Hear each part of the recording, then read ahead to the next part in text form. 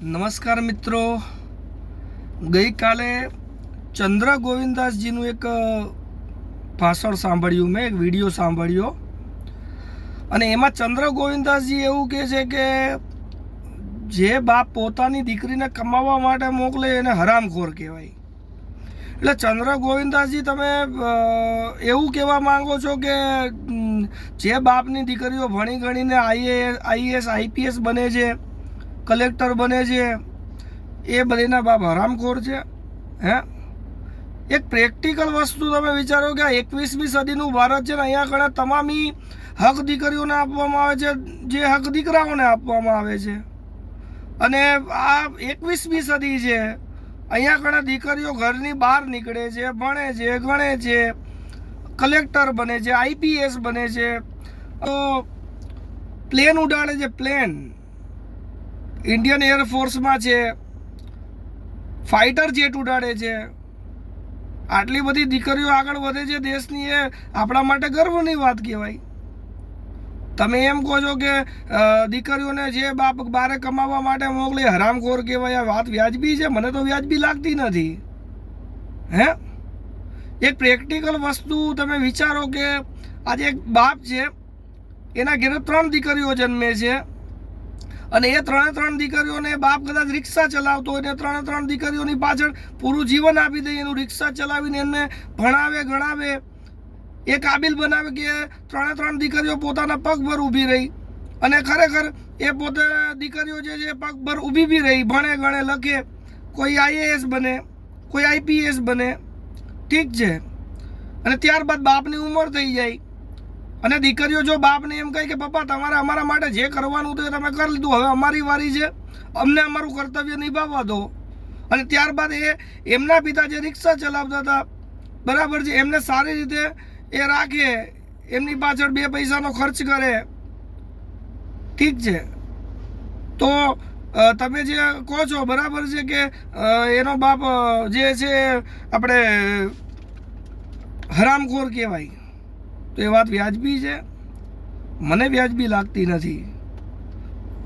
આ વાત રહી દીકરીની. હવે આપણે વાત કરીએ કે તમે એવું કહો છો કે જાણે સંવિધાન લઈ ગયું એ વ્યક્તિ મૂર્ખ હશે, ઠીક છે. તો એક વસ્તુ તમે વિચારો કે જેણે સંવિધાન લઈ ગયું એની પાસે લગભગ 32 ડિગ્રી હતી, ડબલ BA PhD કર્યું હતું, અને ભારતથી નહીં, અમેરિકાથી, અમેરિકાની સર્વશ્રેષ્ઠ ગણાતી યુનિવર્સિટી ઓફ કોલંબિયામાંથી PhD કર્યું હતું. DSCનું ફૂલ ફોર્મ ખબર છે? DSCની ડિગ્રી હતી. ડૉક્ટર બાબા સાહેબ આંબેડકર પાસે DSC એટલે ડૉક્ટર ઓફ સાયન્સ. અહીંયા કણે PhD કરું, તમારી પાસે કેટલી ડિગ્રી છે? કોઈ બીજી ડિગ્રી ખરી PhD સિવાયની બી? અહીંયા કણે ભારતમાં લોકોને PhD કરવું હોય તો રેલા આવી જાય છે. PhDની ડિગ્રી એટલે તમે શું માનો છો? કેટલી ચોપડીઓ વાંચવી પડે છે, કેટલો પરિશ્રમ કરવો પડે છે, કેટલી વસ્તુ યાદ રાખવી પડે, તમને ભાન પડે છે કંઈ? તમે એક વ્યક્તિના આ રીતે બોલો છો એક મહાન વ્યક્તિ વિશે કે મૂર્ખ હશે, એટલે તમે તમારી જાતને સમજો છો? તો તમે બહુ મોટા પેલા એ જો સંત જો, તમે બહુ મોટા, તમારી વાણી સાંભળીને ગુસ્સો આવે છે કે તમે સંત થઈને આવી વાણીનો એ કરો છો. ડૉક્ટર બાબા સાહેબ આંબેડકર આજે ભારતની અંદર વસતા તમામ SC ST OBC જે ભારતની અંદર ખૂબ મોટી સંખ્યામાં વસે છે, અને એમના માટે એક બહુ મોટું પ્રતીક છે ડૉક્ટર બાબા સાહેબ આંબેડકર. અમારા માટે અમારા ભગવાન છે, અને અમારા આવનારા દીકરાઓ, આવનારી પેઢી માટે એક બહુ મોટું મોટિવેશન છે. એની જીવનગાથા, એમનું જે ચરિત્ર, એમની જે જીવનગાથા છે, અમારા દીકરાઓ માટે બહુ મોટું એક મોટિવેશન છે. આ વસ્તુ તમે સમજતા કેમ નથી? હર વાર 2 મહિને 4 મહિને 6 મહિને કોઈનું કોઈ એવું નિવેદન તમે આપો જેના હિસાબે લોકોને તકલીફ થાય છે, લોકોની વેદનાઓને ઠેસ પહોંચે છે, લોકોની ભાવનાઓને ઠેસ પહોંચે છે. આ વસ્તુ તમે સમજતા નથી. દર 4 મહિને 6 મહિને કોઈને કોઈ આવું નિવેદન આપો છો જેનાથી દેશના તમામ SC ST OBCની ભાવનાઓને ઠેસ પહોંચે, અને પછી 2 દિવસ પછી આવીને તમે એમ કહો કે સોરી, મારાથી ભૂલ થઈ ગઈ, મારો કહેવાનો આવો અર્થ નહોતો ને આવો અભિપ્રાય નહોતો. એક તો પહેલા કિચન લગાડી દેવાનું, પછી આરામથી 2 દિવસ પછી વિડીયો બનાવીને માફી માંગવાની. આ સિસ્ટમ બની ગઈ છે તમારા લોકોની. તમે સમજો છો તું તમારી જાતને? તમારે આજે આટલી સરસ જગ્યાએ તમે બેઠા છો, સ્કોનના મોટિવેશન સ્પીકર છો તમે, તો તમે એવા મુદ્દા ઉપર કેમ ચર્ચા નથી કરતા કે આજકાલ જુવાન છોકરાઓના એમાં આલ્કોહોલનું જે છે ચલણ વધી રહ્યું છે, આલ્કોહોલના આદિ વધારે બની રહ્યા છે. અમુક પૈસેદાર બાપના દીકરાઓ મોડી રાતે દારૂ પીને ગાડીઓ ચલાવીને નિર્દોષનો જીવ લઈ લે છે. એ મુદ્દા ઉપર કેમ નથી બોલતા? આજે દેશની અંદર મોટા ભાગે વૃદ્ધાશ્રમો વધી રહ્યા છે, એ વિશે તમે કેમ નથી બોલતા?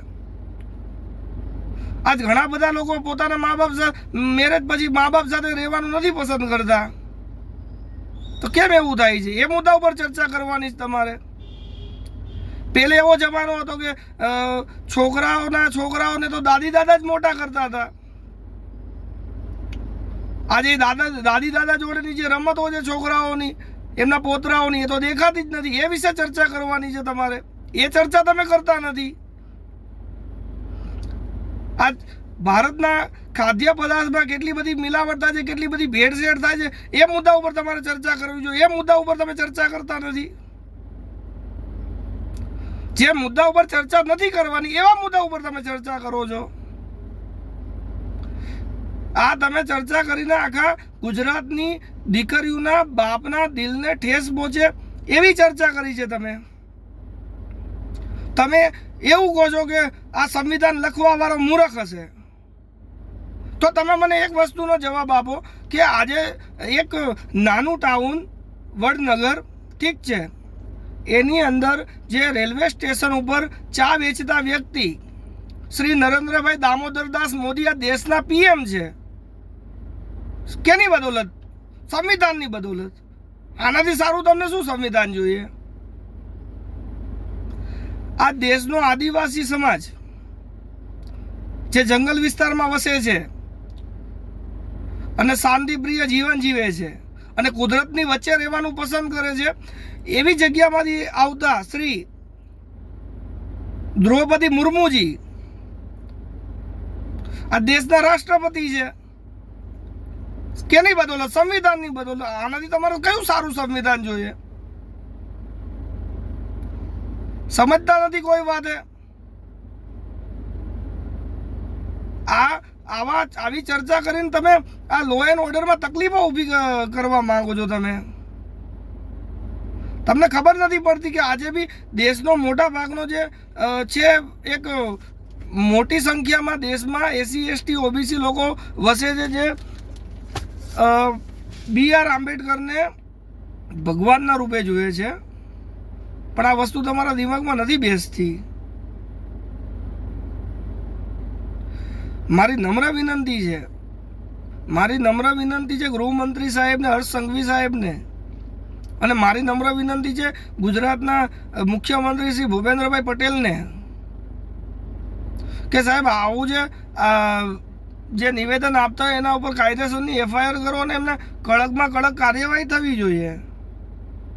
કારણ કે આ લોકોની તો આ સિસ્ટમ બની ગઈ છે. પેલે મન ભાવે બોલી લો ને પછી 2 દિવસ પછી ઓનલાઈન આવીને માફી માંગી લો. વરી પાછા આમનું પછી એટલે વરી પાછા 2-4-6 મહિના પછી કોઈ બીજો આવશે, એના પછી કોઈ ત્રીજો આવશે, કોઈ ચોથો આવશે. આટલી વાર સમજાવી છે કે ભાઈ અમે બાબા સાહેબ આંબેડકરને ભગવાનથી વિશેષ માની છીએ, તમે કેમ આવા નિવેદન આપો છો? છતાંય સમજતા નથી કોઈ વાતે. સંવિધાન હિન્દુ ધર્મને લગતું હોવું જોઈએ તો તમે હિન્દુ ધર્મને લગતું તમારે સતી પ્રથા પાછી લઈ આવી છે. તમારે એસસી એસટી લોકોને જે ભણવાની જે અનુમતિ નથી એ પ્રથા પાછી લઈ આવી છે તમારે. પાછા તમે અમે બેઠેલા છે બધાને પૂછો તો બરાબર છે કે નહીં, તો અમેથી કોઈ જવાબ નથી આપતા, કારણ કે એને ખબર છે અમે તમને સાંભળવા વાળાઓને કે આ બરાબર નથી.